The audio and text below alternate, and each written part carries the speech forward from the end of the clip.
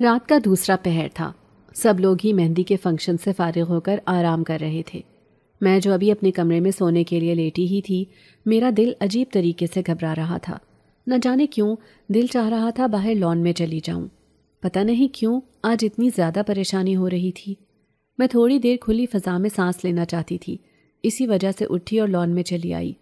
ہمارے لان میں اگا یہ پرانا برگد کا درخت جسے ابو کاٹنے نہیں دیتے تھے کہ اسے ان کے ابا نے اپنے ہاتھوں سے لگایا ہے، آج یہ درخت پراسرار سایہ دے رہا تھا اور ہوا میں عجیب سی خنکی تھی۔ میں نے اپنی چادر کے پلو کو مضبوطی سے تھام رکھا تھا، جیسے کسی انجانے خوف کو دبانے کی کوشش کر رہی تھی۔ لان میں لگی روشنیاں جو کہ میرے یہاں داخل ہونے سے پہلے جگمگا رہی تھیں، جن کی وجہ سے پورا گھر روشن تھا، اچانک سے مدھم ہونے لگیں۔ میرے دل میں خوف کی ایک لہر سی دوڑ گئی۔ میں رکی اور ادھر ادھر دیکھنے لگی، لیکن کچھ بھی نظر نہیں آیا۔ پھر اچانک ہوا رک سی گئی۔ مجھے ایسا محسوس ہوا جیسے وقت تھم گیا ہو۔ پھر ایک ہلکی سی سرگوشی سنائی دی۔ اب کی بار میرا دل زور زور سے دھڑکنے لگا تھا۔ یہ سرگوشی کوئی عام سرگوشی نہیں تھی۔ سرگوشی کرنے والے کی آواز انتہائی پراسرار اور مجھے بہت عجیب سی محسوس ہو رہی تھی۔ میں پلٹ کر دیکھنے لگی، لیکن دیکھ کر میری جان نکل گئی۔ میرا نام ارم ہے، ہم 3 بہن بھائی ہیں۔ میں اپنے بہن بھائیوں میں سب سے چھوٹی تھی اور سب سے لاڈلی بھی تھی۔ میرے دونوں بڑے بھائی مجھ سے بے حد محبت کرتے تھے۔ ابو ایک ریٹائرڈ آرمی آفیسر تھے جنہوں نے ہماری خوشیوں کی خاطر بہت کچھ کیا۔ دونوں بڑے بھائیوں نے اعلیٰ تعلیم حاصل کر لی تھی، جبکہ میں اس وقت میٹرک کی اسٹوڈنٹ تھی۔ بڑے بھائی بینک میں جاب کرتے تھے، جبکہ چھوٹا بھائی ڈاکٹر بن چکا تھا۔ لیکن ابو امی پہلے بڑے بھائی کی شادی کرنا چاہتے تھے۔ میں بہت خوش تھی کیونکہ ہمارے گھر میں، ہماری فیملی میں یہ پہلا فنکشن تھا، اور میں نے بہت دیر سے اپنے دل میں یہ ارمان بنائے ہوئے تھے کہ اپنے بھائیوں کی شادی میں خوب ہلا گلا کروں گی۔ بڑے بھائی کی منگنی خالہ کے گھر ہو گئی، جبکہ چھوٹا بھائی پھپھو کی بیٹی کو پسند کرتا تھا، جو کہ ابھی یونیورسٹی سے اپنی تعلیم حاصل کر رہی تھی۔ پھپھو نے رشتہ تو دے دیا تھا، لیکن شادی کے لیے ٹائم مانگ لیا تھا، اسی لیے بڑے بھائی کی شادی طے ہو گئی تھی۔ میں جیب بھر کے شاپنگ کرنا چاہتی تھی اور اپنے بھائی کی شادی کی ہر ایک خوشی پوری کرنا چاہتی تھی۔ بھائی نے مجھے میری پسند کی ایک ایک چیز دلوائی تھی۔ وہ جانتے تھے کہ میں شروع سے ہی کپڑے اور جوتوں کی بہت شوقین ہوں۔ بن سنور کے رہنا مجھے بہت اچھا لگتا تھا، کیونکہ شروع سے ہی امی نے بھی مجھے سجا سنوار کر ہی رکھا تھا۔ بھائی کی مائیوں کا دن آ گیا۔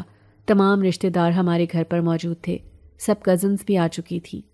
میں آج بہت خوش تھی اور چہکتی ادھر سے ادھر پھر رہی تھی، لیکن نہ جانے کیوں مجھے ایسا محسوس ہوتا تھا کہ کسی کی آنکھوں کی تپش میں اپنے چہرے پر محسوس کر رہی ہوں، لیکن میں اس بات کو اگنور کر دیتی تھی۔ جیسے ہی میری کزنز آئیں، میں انہیں لے کر اپنے کمرے میں گئی تھی۔ کمرے میں داخل ہوتے ہی ایک خوشبو کی لہر جو آنے والے کا بھرپور طریقے سے استقبال کرتی تھی، آج بھی بالکل ایسے ہی تھی۔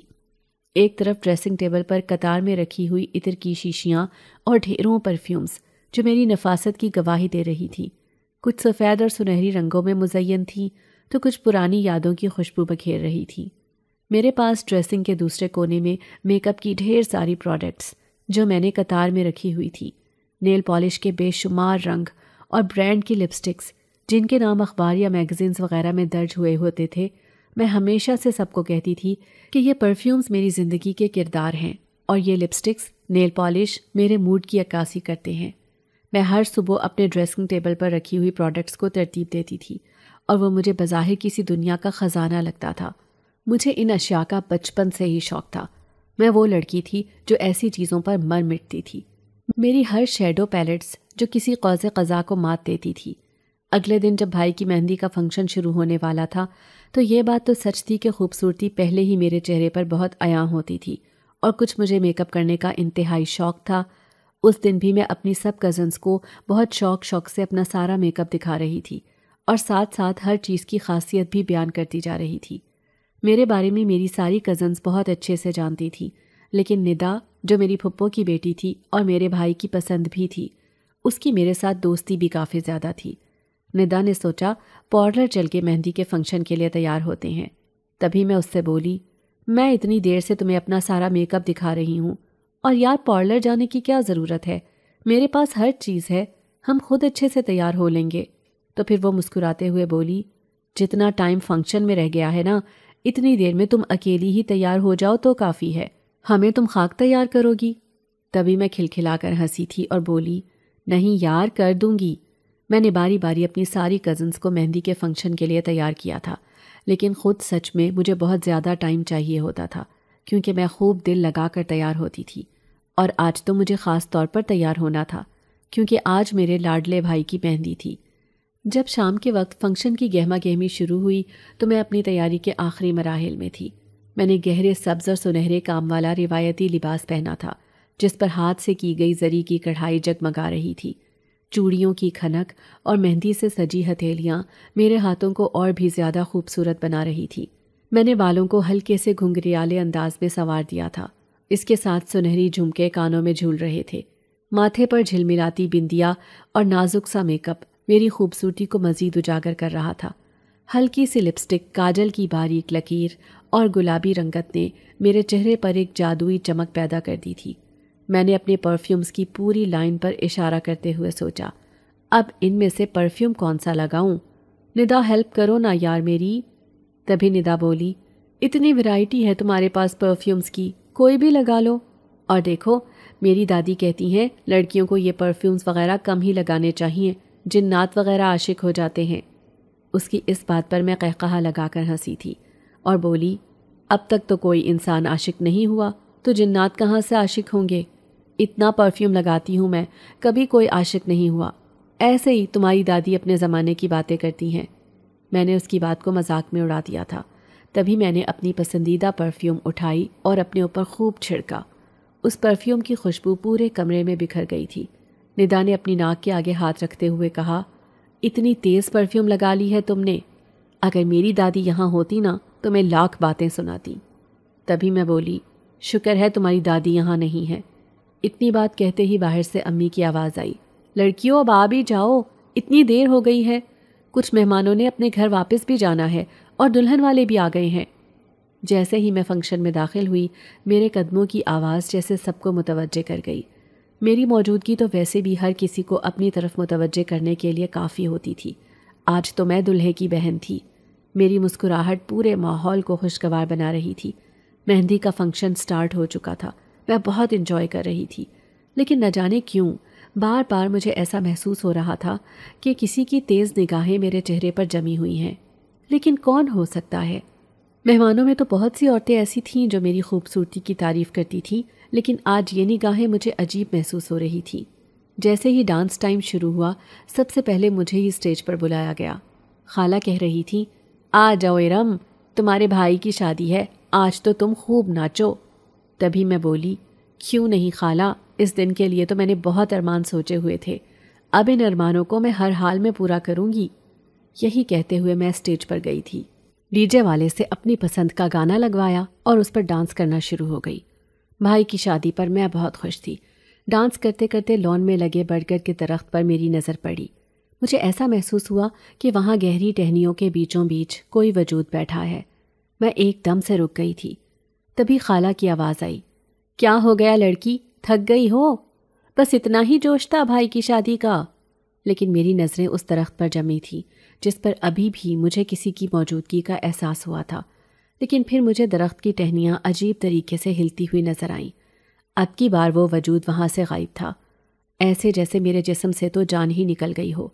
میں نے ڈانس چھوڑ کر اپنی کزنس کے درمیان آ کر بیٹھ گئی تھی، لیکن بار بار اسی درخت کی طرف دیکھ رہی تھی۔ تبھی مجھے ندا نے چھیڑا اور بولی، کیا دیکھ رہی ہو؟ اس درخت پر کیا کوئی جن بھوت دیکھ لیا ہے؟ میں اس کو گھورتے ہوئے دیکھنے لگی اور بولی، نہیں، ایسا کچھ نہیں ہے۔ اب مجھے اس کی وہ بات یاد آ رہی تھی کہ اگر اتنی تیز پرفیوم لگائیں تو کوئی جن بھوت عاشق ہو جاتا ہے، لیکن میں نے پہلی دفعہ یہ تیز پرفیوم نہیں لگائی تھی، میں تو پہلے بھی ایسے ہی کرتی تھی۔ وہ وجود جو اچانک سے مجھے اس درخت پر نظر آیا اور غائب ہو گیا تھا، وہ سب کیا تھا؟ پھر پورے مہندی کے فنکشن میں میں نے خاموشی اختیار کر لی تھی۔ بار بار دھیان اسی درخت کی طرف جا رہا تھا۔ سب لوگ ہی حیران تھے کہ جو ابھی کھلکھلا رہی تھی اور خوب ناچ رہی تھی، اچانک سے خاموش کیوں ہو گئی ہے۔ لیکن اس وقت میں کسی کو بھی یہ بات محسوس نہیں کروانا چاہتی تھی کہ میں کچھ پریشان ہوں، کیونکہ میرے بھائی کی شادی تھی، اسی لیے میں نے اسے اپنا وہم سمجھ کر نظر انداز کر دیا۔ مہندی کا فنکشن ختم ہو چکا تھا، سبھی سونے کے لیے اپنے اپنے بستروں میں لیٹ گئے تھے۔ ہم ساری کزنس میرے کمرے میں ہی لیٹی ہوئی تھی۔ جیسے جیسے رات گزر رہی تھی میری پریشانی بڑھتی جا رہی تھی۔ سبھی مہندی کے فنکشن سے تھک ہار کر کچھ دیر آرام کرنے کے لیے لیٹ گئے تھے اور کچھ سو گئے تھے، لیکن نیند میری آنکھوں سے کوسوں دور تھی۔ میرے کمرے میں جتنی بھی میری کزنس تھیں وہ سب کی سب سو چکی تھیں، لیکن نہ جانے کیوں مجھے عجیب سی بے چینی ہو رہی تھی۔ اب تو وہم بھی میرے دل میں نہیں تھا۔ رات کا دوسرا پہر تھا، سب لوگ ہی مہندی کے فنکشن سے فارغ ہو کر آرام کر رہے تھے اور میرا دل عجیب طریقے سے گھبرا رہا تھا۔ نہ جانے کیوں دل چاہ رہا تھا کہ باہر لان میں چلی جاؤں۔ پتہ نہیں کیوں آج اتنی زیادہ پریشانی ہو رہی تھی۔ میں تھوڑی دیر کھلی فضا میں سانس لینا چاہتی تھی، اسی وجہ سے اٹھی اور لان میں چلی آئی۔ رات میں یہ برگد کا درخت پوری طرح پراسرار سایہ دے رہا تھا، ہوا میں عجیب سی خنکی تھی۔ میں نے اپنی چادر کے پلو کو مضبوطی سے تھام رکھا تھا، جیسے کسی انجانے خوف کو دبانے کی کوشش کر رہی تھی۔ لان میں لگی روشنیاں جو کہ میرے یہاں داخل ہونے سے پہلے جگمگا رہی تھیں، جن کی وجہ سے پورا گھر روشن تھا، اچانک سے مدھم ہونے لگی۔ میرے دل میں ایک خوف کی لہر دوڑ گئی۔ میں رکی اور ادھر ادھر دیکھنے لگی، لیکن کچھ بھی نظر نہیں آیا۔ پھر اچانک ہوا رک سی گئی۔ مجھے ایسا محسوس ہوا جیسے وقت تھم گیا ہو۔ پھر ہلکی سی سرگوشی سنائی دی۔ اب کی بار میرا دل زور زور سے دھڑکنے لگا تھا۔ یہ سرگوشی کوئی عام سرگوشی نہیں تھی۔ سرگوشی کرنے والے کی آواز انتہائی پراسرار اور مجھے بہت قریب سے محسوس ہو رہی تھی۔ میں پلٹ کر دیکھنے لگی، لیکن دیکھ کر میری جان نکل گئی۔ ایک سایہ سا میرے قریب سے گزرا اور پھر اچانک سے غائب ہو گیا۔ اب کی بار تو جیسے میرا دل اچھل کر سینے سے باہر نکل آئے گا۔ تبھی میں بولی، کون ہے؟ میں نے کانپتی ہوئی آواز میں پوچھا۔ اسی لمحے لان کے ایک کونے سے دھند اٹھنے لگی۔ وہ دھند آہستہ آہستہ قریب آتی گئی اور برگد کا درخت اپنی ٹہنیوں کو توڑنے کی حد تک جھوم رہا تھا۔ وہ دھند میرے مزید قریب ہوتی جا رہی تھی۔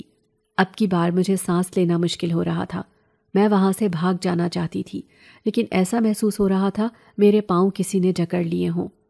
تبھی اس دھند کے درمیان ایک بلند قامت اور خوبصورت شخصیت نمودار ہوئی۔ اس کی آنکھیں چمک رہی تھیں، ایسے جیسے وہ کوئی جادوئی روشنی ہو، لیکن وہ اتنا پرکشش نوجوان تھا کہ اسے دیکھتے ہی میں پلکیں جھپکنا بھول گئی۔ میں یہ بھی بھول گئی کہ ابھی یہاں ایک دھند سے یہ نوجوان نکلا ہے۔ یہ کوئی عام نہیں ہو سکتا، کیونکہ اس کی خوبصورتی کے سحر نے مجھے مکمل طور پر جکڑ لیا تھا۔ میں جو ابھی ڈر کے مارے چیخنے ہی والی تھی، اسے دیکھتے ہی نہ جانے میرے دل کو کیا ہونے لگا تھا۔ تبھی وہ نوجوان میرے بہت قریب ہوا اور بولا، بہت پیاری ہو آپ۔ میں اس کی طرف حیرانگی سے دیکھنے لگی اور بولی، آپ کون ہو اور یہاں کیا لینے آئے ہیں؟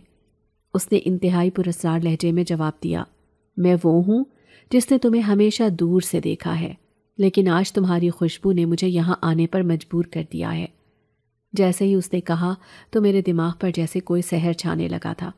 اس کے الفاظ میں ایک عجیب سا جادو تھا۔ میں نے بہت ساری ہمت جمع کر کے پیچھے ہٹنے کی کوشش کی، لیکن وہ میرے مزید قریب ہوا۔ اس کا یہ خوبصورت روپ میرے دل پر مسلسل اپنی خوبصورتی کا عکس چھوڑ رہا تھا۔ اس کی موجودگی سرد لیکن دل کو چھو لینے والی تھی۔ اس کی آنکھوں میں ایسی چمک تھی کہ میرا ان آنکھوں میں سما جانے کو دل کر رہا تھا۔ تبھی وہ بولا، دیکھو، مجھ سے ڈرنے کی ضرورت نہیں ہے، میں تمہیں کوئی نقصان پہنچانے نہیں آیا۔ اس نے نرمی سے مجھے یہ الفاظ کہے تھے، لیکن اس کی آواز ابھی بھی پراسرار ہی تھی۔ وہ بولا، دیکھو، ہم دونوں کی یہ پہلی ملاقات ہے، لیکن میں تمہیں بہت دیر سے جانتا ہوں اور تم سے محبت بھی کرتا ہوں۔ آج جو تم نے خوشبو لگائی تھی بہت اچھی ہے، میری خاطر ہر روز وہ خوشبو لگا سکتی ہو؟ میں حیرانگی سے اس کے چہرے کی طرف دیکھ رہی تھی کہ میں تو اسے جانتی تک نہیں، اور پورے مہندی کے فنکشن میں نے اس نوجوان کو نہیں دیکھا تھا۔ تبھی میں بولی، لیکن تم کون ہو؟ تم نے بتایا نہیں۔ پھر وہ بولا، میرا نام فواد ہے اور یہاں سے قریبی ایک حویلی میں میں رہتا ہوں۔ آج یہاں سے گزر رہا تھا تو تم پر نظر آ گئی۔ میں حیرانگی سے اس کی طرف دیکھنے لگی اور بولی، لیکن تم تو کہہ رہے تھے کہ تم مجھے پہلے کئی بار دیکھ چکے ہو۔ اس نے جواب دیا، ہاں، اکثر میں تمہیں آتے جاتے دیکھتا ہوں، لیکن آج تمہاری خوشبو مجھے یہاں تک کھینچ لائی ہے۔ اس کی اس بات سے مجھے حیرانگی بھی ہو رہی تھی، لیکن مجھے یقین بھی آ گیا۔ تبھی میں بولی، یہاں سے قریب جو حویلی ہے، وہ حویلی تو انتہائی پراسرار بتائی جاتی ہے۔ کہتے ہیں اس حویلی میں آج تک کوئی نہیں آباد ہوا، لیکن تم اس حویلی میں کیا لینے آئے ہو؟ تو اس نے جواب دیا، میں اس حویلی میں بہت دیر سے رہ رہا ہوں، مجھے تو وہاں کوئی خوف نہیں آتا، یہ لوگ ویسے ہی باتیں بناتے ہیں۔ فواد بولا، میں تم سے محبت کرتا ہوں، دیکھو تم ہر روز مجھ سے مل لیا کرو، میں جلد ہی تم سے شادی کروں گا۔ نہ جانے کیوں میں اس کی طرف کھنچتی چلی جا رہی تھی۔ آج تک کبھی بھی کسی انسان نے مجھے یہ الفاظ نہیں بولے تھے، اور میں جس قدر لاڈلی تھی اس قدر ہی ایسی باتوں سے دور بھاگنے والی تھی۔ کسی کی ہمت نہیں ہوتی تھی میری طرف نظر اٹھا کر بھی دیکھنے کی، میں اس کی جان پر بنا دیتی تھی۔ لیکن اس نوجوان کا اظہار محبت میں سامنے کھڑے ہو کر سن رہی تھی اور دل کو بہت اچھا محسوس ہو رہا تھا۔ کافی دیر تک وہ کھڑا میرے ساتھ باتیں کرتا رہا اور میرا دل چاہ رہا تھا کہ میں اس کے ساتھ باتیں کرتی رہوں، لیکن رات کا آخری پہر ہو گیا تھا۔ صبح ہی صبح سب لوگوں نے اٹھ جانا تھا کیونکہ بارات کی تیاری کرنی تھی۔ اسی وجہ سے میں نے اسے کہا، ٹھیک ہے فواد، اب تم اپنے گھر چلے جاؤ، اگر کسی نے دیکھ لیا نا تو اچھا نہیں ہوگا، کیونکہ سب لوگ ہی ابھی جاگنے والے ہیں۔ فواد نے اسبات میں سر ہلایا اور ہنستا ہوا وہاں سے چلا گیا۔ میں بھی اپنے کمرے میں چلی گئی تھی۔ اس کا خوبصورت چہرہ ایک منٹ کے لیے بھی میری آنکھوں سے اوجھل نہیں ہو رہا تھا۔ اس مہمانوں سے بھرے گھر میں میرا جی نہیں لگ رہا تھا۔ میں وہاں سے جاتے ہی اپنے بستر پر لیٹی اور اس کے خیالوں میں ہی کھوئی ہوئی تھی۔ تبھی میرے پہلو میں لیٹی ہوئی ندا کی آنکھ کھلی اور مجھے یوں رات کے اس پہر اکیلے میں ہنستا ہوا دیکھ کر وہ بولی، کیا ہوا؟ اکیلے میں مسکرائے جا رہی ہو اور سوئی نہیں اب تک؟ مجھے تو جیسے سنائی ہی نہ دیا کہ وہ کیا کہہ رہی ہے، کیونکہ میرے ذہن میں اس کا چہرہ بار بار گھوم رہا تھا۔ میں نے ندا کو کہہ دیا تھا کہ میری طبیعت کچھ ٹھیک نہیں ہے۔ وہ بولی، لوگوں کی طبیعت خراب ہوتی ہے وہ روتے ہیں اور تم ہنس رہی ہو، عجیب ہو، یا پھر میری بات سچ تو نہیں ہو گئی؟ کوئی جن بھوت تو عاشق نہیں ہو گیا میری پیاری سی کزن پر؟ پلیز فضول باتیں مت کرو یار، تم سو جاؤ۔ اب میرے دل کو ایک منٹ کے لیے بھی چین نہیں آ رہا تھا۔ میرا دل چاہ رہا تھا کہ میں اس کے پاس بھاگ جاؤں، اس رونق بھرے گھر کو چھوڑ کر میں اس کے پاس چلی جاؤں۔ رات بمشکل گزری اور بارات پر بھی میں خوب تیار ہوئی اور ڈھیر سارا پرفیوم لگایا، کیونکہ آج تو کسی کی فرمائش پر لگا رہی تھی، اور سارے بارات کے فنکشن پر بھی خیالوں میں ہی رہی، کیونکہ مجھے ہر جگہ وہی نظر آ رہا تھا۔ رات کو بارات سے واپس لوٹے تو میری بے چینی ابھی بھی ویسی ہی تھی۔ اب میرے دل پر قابو نہیں ہو رہا تھا۔ میں نے اس کے پاس جانے کا فیصلہ کر لیا تھا۔ میں اسے اپنی محبت کا اظہار کرنا چاہتی تھی، اسے بتانا چاہتی تھی کہ وہی ارم آج تمہاری خوبصورتی پر دل ہار بیٹھی ہے، جس کی آنکھوں کو آج تک خوبصورت سے خوبصورت لڑکا بھی کبھی نہیں بھایا تھا۔ میں نے جلدی سے وہ کامدار کپڑے چینج کر کے سادہ سا سوٹ پہن لیا تھا۔ میرے ذہن میں اس کی بات آنے لگ گئی، میری خاطر تم ہر روز خوشبو لگا سکتی ہو۔ میں نے اس کی بات کو سوچتے ہوئے اسی سادہ جوڑے پر ڈھیر ساری خوشبو لگانا شروع کر دی تھی۔ نہ جانے وہ لڑکا کیسے پوری طرح مجھے اپنی طرف مائل کر چکا تھا۔ گھر میں اتنے سارے مہمانوں کے ہوتے ہوئے میرا اس گھر سے نکلنا مشکل تھا۔ میں ان سب کے سونے کا انتظار کرنے لگی تھی۔ رات کو جب سب مہمان سونے کی تیاری کر رہے تھے، میں بھی اپنی کزنز کے مقابل میں لیٹی ہوئی تھی۔ ایسا لگ رہا تھا جیسے وہ لڑکا میری راتوں کی نیند اور دن کا چین لے گیا تھا۔ اس لڑکے سے تھوڑی دیر کی ملاقات بری طرح میرے ذہن پر سوار ہو چکی تھی۔ گھر کی سب لائٹس آف ہو چکی تھیں۔ مجھے اب کسی بھی طرح یہاں سے نکلنا تھا۔ میں سب سے بچتے بچاتے ہوئے گھر سے نکل گئی تھی۔ اس نے بتایا تھا کہ میں قریبی حویلی میں رہتا ہوں۔ اس حویلی کا میں نے آج تک صرف نام ہی سنا تھا، کیونکہ کسی کا آنا جانا ادھر نہیں تھا۔ آج میں پہلی دفعہ اس حویلی میں اپنے عشق کا اظہار کرنے جا رہی تھی۔ مجھے خود پر یقین نہیں آ رہا تھا۔ میں وہ مغرور سی لڑکی تھی جو ہر لڑکے کی محبت کو اس کے منہ پر مار دینے والی تھی، اور آج میں خود اپنے پاؤں پر چل کر اس لڑکے سے محبت کا اظہار کرنے جا رہی تھی۔ میں نے دونوں کندھوں پر چادر لپیٹی ہوئی تھی اور دونوں سروں سے چادر کو مضبوطی سے تھاما ہوا تھا۔ دیکھتے ہی دیکھتے میں اس حویلی کے اندر داخل ہو گئی تھی۔ دروازہ کھلا تھا۔ حویلی کی عمارت بہت پرانی اور شکستہ حال تھی۔ اس کے دروازے بری طرح زنگ آلود پڑے ہوئے تھے۔ کھڑکیوں کے شیشے ٹوٹے ہوئے تھے، جن میں سے سرد ہوا چیختی ہوئی اندر جاتی معلوم ہوتی تھی۔ حویلی کے اندر داخل ہوتے ہی مجھے عجیب سی ٹھنڈک کا احساس ہوا تھا۔ ایسا لگ رہا تھا جیسے وقت یہاں ہی تھم گیا ہو۔ جیسے جیسے میں اس لکڑی کے فرش پر چل رہی تھی، مجھے مسلسل چرچراہٹ کی آواز سنائی دے رہی تھی۔ دیواروں پر لگے ہوئے دھندلے آئینے اور دھول سے بھرے ہوئے چراغ، جن کو دیکھ کر عجیب سی ہیبت اور سناہٹ محسوس ہو رہی تھی۔ اس حویلی میں دور دور تک کوئی نظر نہیں آ رہا تھا، لیکن خاموشی کے باوجود بھی عجیب عجیب سی آوازیں تھیں جو میرے کانوں میں گونج رہی تھیں۔ دور دور سے سرگوشیوں جیسی آوازیں آ رہی تھیں، جو کبھی دھیمی اور کبھی تیز ہو جاتی تھیں۔ کبھی کبھی تو دل کو ایسا محسوس ہو رہا تھا کہ جیسے کسی کے قدموں کی چاپ سنائی دے رہی ہے، لیکن دیکھنے سے وہاں کچھ بھی نظر نہیں آ رہا تھا۔ وہاں جلتے چراغوں کی روشنی کبھی مدھم ہو رہی تھی اور کبھی تیز روشنی چھا جاتی تھی۔ عجیب سی سرد ہوائیں جسم کو چھوتی ہوئی محسوس ہو رہی تھی۔ ادھر ادھر سر گھما کر دیکھا، ایسا محسوس ہو رہا تھا کہ جیسے کسی کی نظریں مجھ پر ٹھہری ہوئی ہیں، لیکن دیکھنے سے تو وہاں کوئی بھی نظر نہیں آتا تھا۔ میں حویلی کے کمروں میں داخل ہو گئی تھی۔ میری نظریں جس کو دیکھنے کے لیے منتظر تھیں وہ تو کہیں بھی موجود نہیں تھا۔ میں ڈری سہمی حویلی کے کمرے میں داخل ہو گئی اور اس کا معائنہ کرنے لگی تھی۔ اس کمرے میں پرانے وقتوں کا سامان پڑا ہوا تھا، پھٹے ہوئے پردے اور ایک بوسیدہ سا صوفہ، اور بالکل کمرے کے کونے میں ایک کرسی پڑی ہوئی تھی جو مسلسل ہل رہی تھی، حالانکہ اس کے اوپر کوئی بھی نہیں بیٹھا ہوا تھا۔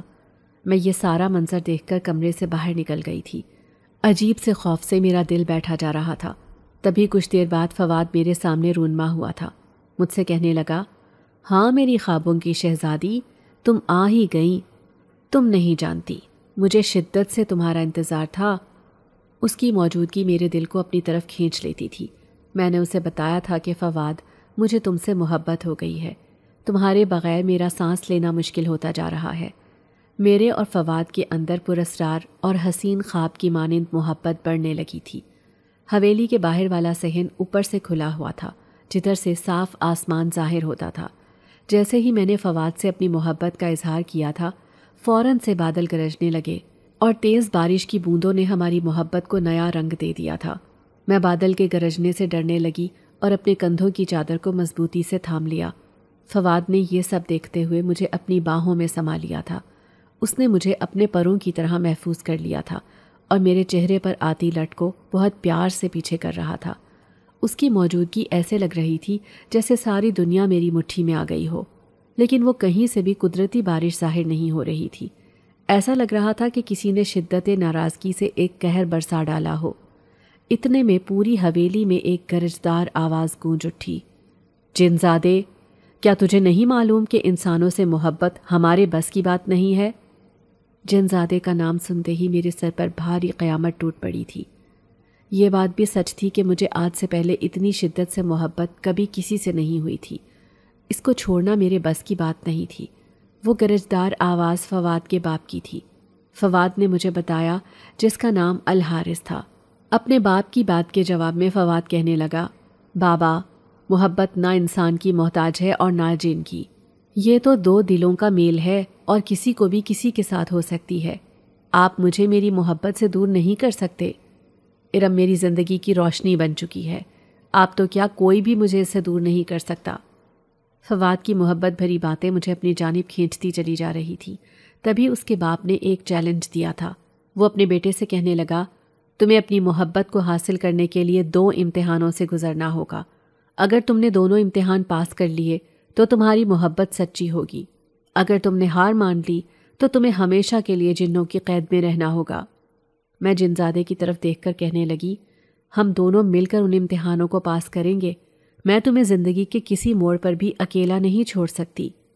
الحارث جو فواد کا باپ تھا، اس نے ایک آئینہ فواد کو دے دیا تھا اور کہنے لگا، اس میں تم نے اپنی شکل دیکھنی ہے۔ فواد آئینے کا امتحان سن کر بہت ڈر سا گیا تھا۔ مجھے عجیب سا محسوس ہونے لگا تھا کہ ایک آئینے کو دیکھنے کے لیے فواد اتنا سوچ کیوں رہا ہے۔ شاید اس کے باپ کا مقصد کچھ اور ہی تھا۔ بہرحال اس کا باپ ہمیں جدا کرنا چاہتا تھا، اس لیے مشکل سے مشکل امتحان عبور کرنے کو کہہ رہا تھا، لیکن میں اسے دل سے تسلیم کر چکی تھی۔ اس کی خوبصورتی مجھے گھائل کرتی تھی۔ وہ مجھے کسی سلطنت کا شہزادہ لگتا تھا۔ میں اسے کسی بھی حال میں کھونا نہیں چاہتی تھی۔ میں نے الحارث کے ہاتھوں سے آئینہ پکڑ کر فواد کو پکڑا دیا تھا۔ وہ مجھ سے نظریں چراتا ہوا آئینہ دیکھنے لگا، لیکن جیسے ہی اس کی طرف میری نظر پڑی تھی، میں بالکل سپاٹ رہ گئی تھی۔ مجھے کچھ سمجھ نہیں آ رہا تھا کہ کیا یہ وہی فواد ہے جس سے میں محبت کرتی ہوں۔ اس کی آنکھوں سے شعلے برس رہے تھے، آگ کی مانند جلتا ہوا جسم اور دیو ہیکل سایہ نظر آ رہا تھا۔ الحارث مجھے فواد کی حقیقی فطرت سے آگاہ کرنا چاہتا تھا، لیکن میں اسے اس حالت میں بھی قبول کرنے کو تیار تھی۔ میں اپنی محبت سے مکر نہیں سکتی تھی۔ میں الحارث کو جیتنے نہیں دے سکتی تھی۔ میں اسے قبول کر چکی تھی۔ میں نے فواد کو کہہ دیا تھا کہ فواد، تم جیسے بھی ہو مجھے قبول ہو۔ یہ سنتے ہی الحارث نے برا سا منہ بنا لیا تھا اور شیطانی مسکراہٹ چہرے پر سجاتے ہوئے اسے ایسا لگ رہا تھا کہ وہ شاید اگلے امتحان کے ذریعے ہمیں جدا کر سکتا تھا۔ اب کی بار وہ دوسرا امتحان دیتے ہوئے مجھ سے مخاطب ہوا تھا کہ لڑکی، اب یہ امتحان تیرے لیے ہے اور میں دیکھنا چاہتا ہوں کہ تیری محبت خود غرض تو نہیں ہے۔ میں نے اس بات میں سر ہلا دیا تھا۔ میں اس کا امتحان دینے کے لیے تیار تھی۔ وہ مجھ سے کہنے لگا، تمہیں اپنی ساری قیمتی چیزیں چھوڑنی ہوں گی، تمہیں اس دنیا میں جو بھی سب سے زیادہ عزیز ہیں ان سب کو چھوڑنا ہوگا۔ یہ امتحان سن کر میرا سانس رک گیا تھا۔ میں اپنی فیملی کو چھوڑنے کا سوچ بھی نہیں سکتی تھی۔ میرے بھائی میرے لیے میری کل کائنات تھے، ایک طرف میرے عزیز اور ایک طرف فواد کی محبت کو جیتنا، یہ سب مجھ پر قیامت ڈھا رہے تھے۔ یہ فیصلہ کرنا میرے لیے بہت مشکل تھا۔ تبھی میں حویلی سے دوڑتی ہوئی ادھر سے نکل چکی تھی۔ مجھے ایسا محسوس ہو رہا تھا کہ جیسے میں اپنی محبت کا جنازہ نکال کر آ رہی ہوں۔ فواد مجھے کہہ رہا تھا، ارم میں تمہارے ساتھ ہوں، کچھ بھی ایسا نہیں ہوگا، تم نہ جاؤ، نہیں تو سب بکھر جائے گا۔ لیکن میں نہیں رکی تھی۔ الحارث کا بلند کہا میرے کانوں میں گونجا، جیسے وہ فواد کی ہار کی خبر دے رہا تھا۔ میں وہاں سے آ گئی تھی۔ اس حویلی میں مجھے 2 دن گزر چکے تھے۔ وہ عجیب سی جگہ تھی جہاں دن رات کا کچھ معلوم نہیں ہو رہا تھا۔ مجھے ایسا لگ رہا تھا کہ جیسے میں تھوڑی ہی دیر کے لیے حویلی میں گئی تھی، لیکن باہر نکلتے ہی مجھے پتا چلا تھا کہ مجھے گھر سے غائب ہوئے 2 دن ہو گئے تھے۔ میرے ذہن میں عجیب عجیب سے خیالات آ رہے تھے۔ میرے گھر والوں پر کیا گزر رہی تھی مجھے اندازہ نہیں تھا۔ میں اس خوشی کے موقع پر ان کو پریشان کر کے آ چکی تھی۔ میں اپنے ہارے ہوئے قدموں کو گھسیٹتے ہوئے گھر آ چکی تھی۔ ادھر ڈھیر سارے لوگوں کا ہجوم لگا ہوا تھا۔ میرے بابا اور میرے بھائی مجھے دیکھتے ہی میرے قریب آ گئے تھے۔ ان کی نظروں میں بہت سارے سوال تھے۔ تبھی بابا کہنے لگے، تو کہاں چلی گئی تھی؟ تو جانتی بھی ہے کہ ہم نے تجھے کتنا ڈھونڈا؟ اس خوشی کے موقع میں تو ہم سب کو پریشان کر کے کہاں چلی گئی تھی؟ بابا مجھے ڈانٹ ہی رہے تھے۔ بھائی ان کی بات کاٹتے ہوئے بولے، بابا آپ اس طرح اسے نہ ڈانٹیں، پہلے آپ اس سے پوچھ تو لیں کہ یہ کہیں کسی مصیبت میں تو نہیں پھنس گئی تھی، کچھ برا تو نہیں ہوا اس کے ساتھ۔ میں روتے ہوئے اپنے بھائی کے گلے لگ گئی تھی۔ بھائی بھی شفقت سے میرے سر پر ہاتھ پھیر رہے تھے۔ آج میں وہاں کھڑے سب لوگوں کو جواب دے تھی۔ میں روتے ہوئے صرف اتنے ہی الفاظ منہ سے ادا کر چکی تھی کہ میرا دل گھبرا رہا تھا اور میں گھر سے باہر ٹھنڈی ہوا کھانے کے لیے گئی تھی۔ وہاں کچھ آدمی میرا پیچھا کرنے لگ گئے اور میں بھاگتے ہوئے نہ جانے کہاں پہنچ گئی۔ واپسی پر اپنے گھر کا راستہ بھول گئی تھی، جس کی وجہ سے میں 2 دن تک خوار ہوتی رہی ہوں۔ آج مجھے نہ چاہتے ہوئے بھی ان سب لوگوں کے آگے جھوٹ بولنا پڑ رہا تھا۔ میں سب کی نظروں سے چھپتی ہوئی اپنے کمرے میں چلی گئی تھی۔ میری پریشانی میں بمشکل بھائی کی شادی بھی ہو گئی تھی۔ میں فواد کی محبت کو جھٹلا کر آ چکی تھی۔ مجھے 1 منٹ کے لیے بھی چین نہیں تھا۔ میرا دل اس قدر اداس تھا کہ میرا مرنے کو جی چاہ رہا تھا۔ ایک طرف میری فیملی کا سوال تھا اور دوسری طرف میری محبت۔ میں بیچ چوراہے میں آ کر کھڑی ہو گئی تھی۔ مجھے کچھ سمجھ نہیں آ رہا تھا۔ مجھے اپنے آپ سے گھن آ رہی تھی۔ یہ سوچ مجھے چین سے بیٹھنے نہیں دے رہی تھی کہ فواد نے کتنا یقین کیا ہوگا میری محبت پر۔ میری وجہ سے آج اس کا مان ٹوٹ گیا تھا۔ وہ اپنے باپ کے آگے شرمندہ ہو گیا تھا۔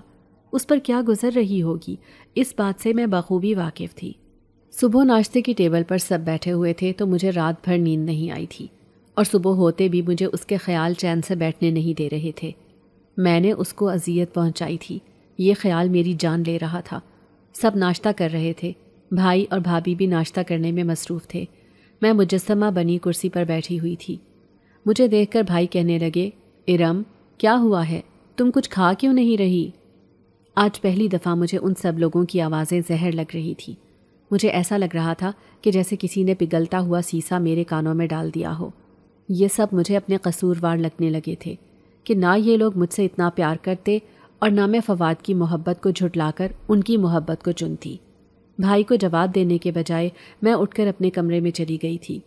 میری تو ویسے بھی راتوں کی نیند اڑ چکی تھی، لیکن رات کو تھوڑی دیر کے لیے جیسے ہی میری آنکھ لگی تھی، مجھے ایک بھیانک خواب آیا، جدھر وہ جنزادہ فواد رو رہا تھا اور مجھے اپنا قصوروار ٹھہرا رہا تھا۔ وہ مجھ سے کہہ رہا تھا، ارم مجھے انسانوں پر اعتبار نہیں تھا، لیکن تمہاری وجہ سے میں انسانوں پر اعتبار کرنے لگا تھا۔ مجھے انسانیت کا مطلب معلوم ہونے لگا تھا۔ تم میرے سارے خواب اور اعتبار چکنا چور کر کے چلی گئی ہو۔ تم نے مجھے بہت اذیت پہنچائی ہے، تمہیں اس بات کا اندازہ بھی نہیں ہے۔ لیکن مجھے امید ہے کہ میری یادیں تمہیں چین سے جینے نہیں دیں گی۔ اچانک خوف کے مارے میری آنکھ کھل گئی تھی اور آنے والا خواب میری آنکھوں کے آگے رونما ہونے لگا۔ میں اپنے گھر والوں کو یہ حقیقت بھی نہیں بتا سکتی تھی، کیونکہ مجھے یقین تھا کہ میرے بھائی اپنی لاڈلی بہن کی شادی کبھی بھی کسی جنزادے سے نہیں ہونے دیں گے۔ اس دن کے بعد میں بالکل خاموش رہنے لگی تھی، کسی سے بھی زیادہ بات نہیں کرتی تھی۔ سب لوگ ہی حیران تھے، کیونکہ میں ایسی تو بالکل بھی نہیں تھی۔ امی مجھ سے بار بار پوچھتی تھیں کہ آخر میرے ساتھ ایسا کیا ہوا ہے کہ میں بالکل ہی خاموش ہو گئی ہوں۔ بھائی اور ابو الگ سے پریشان تھے۔ بھابھی جو نئی ابھی اس گھر میں آئی تھیں، انہیں یہ محسوس ہونے لگا تھا کہ شاید میں ان کی موجودگی کی وجہ سے اپنے کمرے سے باہر نہیں نکلتی۔ میں انہیں پسند نہیں کرتی، لیکن کوئی بھی نہیں جانتا تھا کہ میرے دل پر کیا بیت رہی تھی۔ اس کے بعد ایسے خواب آنا میری زندگی کا حصہ بن چکا تھا۔ ہر روز مجھے ایسا بھیانک خواب آتا جس میں فواد کو دیکھتی تھی۔ فواد انتہائی مشکل میں تھا۔ اس کے آنسوؤں سے بھیگا چہرہ مجھے ہر روز خواب میں نظر آتا تھا، جہاں پر وہ بار بار مجھے کہتا تھا، میں نے تمہارے لیے اتنی بڑی قربانی دے دی، آج میں قید میں ہوں۔ جانتی ہو کیوں؟ کیونکہ میرا باپ کہتا ہے کہ اگر اس نے مجھے آزاد کر دیا تو میں دوبارہ سے تمہارے پاس آ جاؤں گا۔ لیکن میرا باپ یہ نہیں جانتا کہ تم مجھے دھوکہ دے کر گئی ہو، تم نے میری محبت کو ٹھکرایا ہے۔ یہاں کے سب جنات مجھ پر ہنستے ہیں کہ ایک آدم زادی سے محبت کر بیٹھا تھا اور وہ آدم زادی اسے یوں مشکل میں چھوڑ کر بھاگ گئی۔ انسانوں کی محبت پر یقین کرنے لگا تھا یہ۔ میں تم سے سچ میں بہت محبت کرتا ہوں۔ مجھے ایسے لگتا ہے جیسے میں اس قید میں ہی مر جاؤں گا، مجھے کبھی سکون نہیں ملے گا۔ اس رات جب مجھے یہ خواب آیا، مجھے ایسا محسوس ہو رہا تھا جیسے فواد میرے بالکل سامنے کھڑا ہے اور مجھے یہ سب کہہ رہا ہے، لیکن وہ ایک خواب تھا۔ میں چیختی ہوئی اٹھی تھی۔ امی جو 2 دن سے میرے کمرے میں ہی سو رہی تھی، کیونکہ ڈر ڈر کر اٹھنا اور چیخنا چلانا اب میری عادت بن چکا تھا، لیکن میں کسی کو یہ بات نہیں بتاتی تھی، کیونکہ میں فواد کی اصلیت کسی کو بھی بتا کر اس کے لیے اور بھی مصیبت پیدا نہیں کرنا چاہتی تھی۔ پہلے ہی وہ بہت زیادہ مشکلات میں تھا۔ میں نے خود سے سوچا کہ میں خود اس کا حل نکالوں گی۔ امی ابو مجھے ایک مولوی کے پاس لے کر گئے تاکہ مجھے دم کروا سکیں۔ انہوں نے مجھے دم کروایا۔ مولوی کا کہنا تھا کہ بچی پر کسی بری چیز کا اثر ہے، اسے دم کر دیا ہے، اب یہ ٹھیک ہو جائے گی۔ اس نے مجھے ایک تعویذ بھی دیا تھا۔ میں نے وہ تعویذ بھی اپنے گلے سے اتار دیا تھا، کیونکہ میں فواد کو خود سے جدا کرنا ہی نہیں چاہتی تھی۔ لیکن ایک طرف میرے ماں باپ تھے، جنہیں چھوڑنے کے لیے اس کے باپ نے شرط رکھی تھی۔ اب وہ خود بھی سزا کاٹ رہا تھا۔ یہ سب کچھ میری وجہ سے تھا۔ اس دن مجھے اپنی وہ دوست یاد آئی جس کے ابو ایک عامل تھے۔ میں نے سوچا کہ مجھے اس سے مشورہ کرنا چاہیے۔ میں امی کو بہانہ بنا کر گئی کہ میں اپنی دوست سے ملنا چاہتی ہوں اور میں اپنے گھر سے باہر نکلنا چاہتی ہوں، تاکہ باہر نکل کر باہر کا ماحول دیکھوں تو کچھ ذہن بدلے گا۔ امی بھی رضامند ہو گئی تھی، لیکن مجھے بار بار کہہ رہی تھیں کہ ڈرائیور کے ساتھ جانا ہے اور ڈرائیور کے ساتھ واپس آ جانا ہے۔ میں نے اس بات میں سر ہلا دیا تھا۔ میں ڈرائیور کے ساتھ اپنی دوست روحانہ کے گھر پہنچی تھی۔ روحانہ مجھے دیکھتے ہی بہت خوش ہوئی تھی، کیونکہ میں 2 سال بعد اس سے ملی تھی۔ میٹرک تک وہ میرے ساتھ پڑھی تھی۔ اس کے بعد وہ گورنمنٹ کالج سے تعلیم حاصل کر رہی تھی اور میں ایک اچھے پرائیویٹ کالج میں پڑھتی تھی۔ اسی وجہ سے ہم دونوں کا ملنا جلنا اب بالکل بھی نہیں تھا۔ وہ مجھے دیکھتے ہی بولی، آؤ ارم، بڑی مشکل سے منہ دکھایا ہے۔ تبھی میں بولی، تم سے کام آ پڑا ہے۔ اس نے جواب دیا، ہاں بولو، اتنی دیر کے بعد مجھے میری دوست ملی ہے، اس کا ہر کام کر دوں گی۔ میں نے کہا، ایک بات ہے، میں جانتی ہوں کہ تم میرا راز کسی کو نہیں بتاؤ گی۔ آج تک ہم دونوں دوستیں ایک دوسرے کی ہم راز رہی ہیں اور میری ایسی کوئی بات آج تک تھی بھی نہیں، لیکن پہلی دفعہ زندگی میں کوئی غلطی کر بیٹھی ہوں اور وہ غلطی میرے لیے پچھتاوا بن گئی ہے۔ وہ حیران ہوتے ہوئے بولی، کیا بات ہے ارم، تم بہت زیادہ پریشان لگ رہی ہو، مجھے بتاؤ، ہو سکتا ہے میرے پاس اس کا کوئی حل ہو۔ تبھی میں نے اس کو سارا حال بتا دیا۔ وہ بھی کچھ پریشان ہو گئی اور بولی، تم کن چکروں میں پڑ گئی ہو؟ تم نہیں جانتی جنات کتنے خطرناک ہوتے ہیں، تمہیں تو اس جنزادے کی گرفت سے چھٹکارا پا لینا چاہیے۔ اچھا نہیں ہوا کہ وہ قید میں ہے۔ تبھی میں بولی، ایسا نہیں بولو، وہ مجھ سے محبت کرتا ہے اور میں بھی اس سے محبت کرنے لگی ہوں۔ میں بے شک اس کی زندگی میں رہوں یا نہ رہوں، لیکن میں اسے یوں قید میں نہیں دیکھ سکتی۔ تم میرے لیے کچھ کرو۔ تبھی وہ بولی، ٹھیک ہے، میں اپنے ابو سے اس بارے میں بات کرتی ہوں، وہ کوئی نہ کوئی حل ضرور نکال لیں گے۔ میں نے اسے یہ کہہ دیا تھا کہ وہ میرا پتہ کرنے کے لیے میرے گھر آئے تو پھر اپنے ابو کو وہاں لے کر آئے، نہیں تو میرے گھر والے کسی اور عامل کو بلا لیں گے کیونکہ انہیں بھی اس بات کا پتہ چل چکا ہے کہ مجھ پر کوئی خوائی مخلوق عاشق ہو گئی ہے، لیکن میں نہیں چاہتی کہ میری وجہ سے فواد کو کوئی نقصان پہنچے۔ وہ بولی، تمہیں فکر مند ہونے کی ضرورت نہیں، میں اپنے ابو کو ساری بات سمجھا دوں گی۔ اگلے ہی دن روحانہ ہمارے گھر آئی تھی۔ امی اسے دیکھ کر خوش ہوئیں، کیونکہ امی جانتی تھیں کہ میری سب سے اچھی اور بچپن کی دوست روحانہ ہی ہے۔ امی اسے میرے کمرے میں لے کر آئیں، اور وہ جانتی تھیں کہ کل بھی میں اس سے ملنے کے لیے گئی تھی۔ پھر روحانہ نے امی کو بتایا کہ اس کے ابو ایک عامل ہیں۔ امی یہ بات سن کر خوش ہو گئی تھی اور وہ بولی، اپنے ابو کو لے کر آنا تاکہ وہ ارم کو دم وغیرہ کر دیں۔ یہ رات کو ڈر ڈر کر اٹھتی ہے اور چیختی چلاتی ہے، ہم سب بہت پریشان ہیں۔ مولوی صاحب نے ہمیں بتایا ہے کہ اس پر ہوائی مخلوق کا سایہ ہے۔ روحانہ نے جواب دیا، ٹھیک ہے آنٹی، میں کل ہی اپنے ابو کو لے کر آؤں گی۔ میں امید بھری نظروں سے روحانہ کی طرف دیکھ رہی تھی۔ روحانہ نے آنکھوں کا اشارہ کرتے ہوئے مجھے دلاسا دینے کی کوشش کی کہ تم فکر نہیں کرو، سب کچھ بہتر ہوگا۔ اس رات ساری رات بری طرح فواد مجھے خواب میں آتا رہا۔ وہ مجھے بار بار کہہ رہا تھا، دیکھو مجھے اس قید میں رہنا منظور ہے، لیکن اپنے دل سے کبھی نہ نکالنا۔ میں جانتا ہوں کہ تم کسی عامل کے ذریعے علاج کروانا چاہتی ہو۔ اب میرا انسانوں سے اعتبار اٹھ جائے گا۔ پہلے ہی میرا پورا قبیلہ انسانوں کے خلاف ہے، لیکن میں نے تم پہ اعتبار کیا تھا، تم میرے اعتبار کو نہ توڑنا۔ میں اس سے بولی تھی، آج تم میرے سامنے آؤ فواد، پلیز میں تم سے بات کرنا چاہتی ہوں۔ لیکن میں آنکھیں بند کی اپنے بستر پر لیٹی تھی۔ خواب میں ہی میں فواد سے ہم کلام تھی۔ تبھی فواد بولا، میں تمہارے بالکل قریب ہوں اور تمہارے ساتھ ہوں۔ اگر تم اپنا روحانی علاج کرا لو گی تو میں تم سے الگ ہو جاؤں گا۔ میں اس قید میں ہوتے ہوئے بھی تمہیں دیکھ سکتا ہوں، تمہاری خوشبو سونگھ سکتا ہوں، لیکن یہ حقیقت ہے کہ میں تمہارے سامنے حقیقت میں نہیں آ سکتا، صرف خوابوں میں تمہیں مل سکتا ہوں جب تک میں قید میں ہوں۔ جیسے ہی میں آزاد ہو گیا تو میں پھر سے تمہارے پاس آؤں گا۔ اس کی یہ بات سن کر میرا دل پھر زور زور سے دھڑکنے لگا تھا۔ میں ایک دم سے اٹھ بیٹھی۔ امی مجھے دیکھتے ہی بولیں، آج پھر برا خواب دیکھا ہے؟ میں نے اس بات میں سر ہلایا۔ امی نے پانی کا گلاس بھر کر مجھے پلایا تھا۔ اگلے ہی دن میری دوست روحانہ اپنے ابا کو لے آئی تھی۔ اس کے ابا نے عمل کیا اور عمل کے ذریعے انہیں پتہ چلا کہ ایک جن زادہ مجھ پر عاشق ہے، لیکن اس وقت وہ اپنے باپ کی قید میں ہے۔ اس کا باپ اسے آزاد نہیں کرنا چاہتا کہ کہیں دوبارہ سے وہ ارم کے پاس نہیں آ جائے، لیکن اس جن زادے نے ارم کو کوئی نقصان نہیں پہنچایا تھا، اس لیے میں اسے قید نہیں کروں گا، بلکہ جیسے ہی میں اس پہ عمل کروں گا اس کے باپ کو اس چیز کا پتہ چل جائے گا کہ اب وہ انسانی دنیا میں نہیں آ سکتا اور نہ ہی تم سے مل سکتا ہے، پھر اس کا باپ اسے آزاد کر دے گا۔ یہ بات سن کر مجھے کچھ تسلی ہوئی تھی، لیکن اس بات کا دکھ بھی بہت زیادہ تھا کہ میں نے پہلی دفعہ کسی سے محبت کی، اور وہ بھی ایک جن زادے سے۔ وہ مجھ سے اتنی ٹوٹ کر محبت کرتا تھا، لیکن میں نے اس کی محبت کو اپنوں کی محبت پہ قربان کر دیا، کیونکہ اس کے باپ نے امتحان ہی اتنا بڑا رکھا تھا کہ مجھے دونوں میں سے کسی ایک کو چننا تھا، فواد یا گھر والوں میں سے ایک کو۔ میں اس کو محبت کرتے ہوئے بھی اس کو اپنے گھر والوں پر فوقیت نہیں دے سکتی تھی، کیونکہ میں ایک بیٹی تھی، بہن تھی۔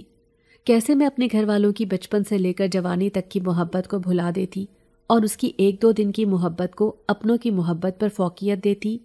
اس لیے مجھے اس کی محبت کو اپنوں کی محبت پر قربان کرنا تھا۔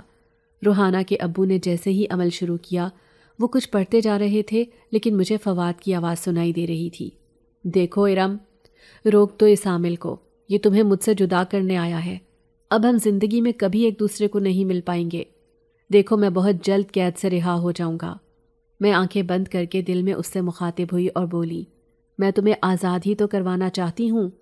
تبھی وہ بولا، لیکن یہ آزادی میرے لیے تم سے جدائی ہے، کیونکہ اس عمل کے بعد میں کبھی تم سے نہیں مل سکوں گا۔ میرا باپ تو مجھے قید سے آزاد کر دے گا، لیکن میں ہمیشہ تڑپتا رہوں گا تمہاری محبت میں، اور تمہیں دیکھ بھی نہیں سکوں گا۔ اس قید میں کم از کم تمہیں دیکھ تو سکتا ہوں۔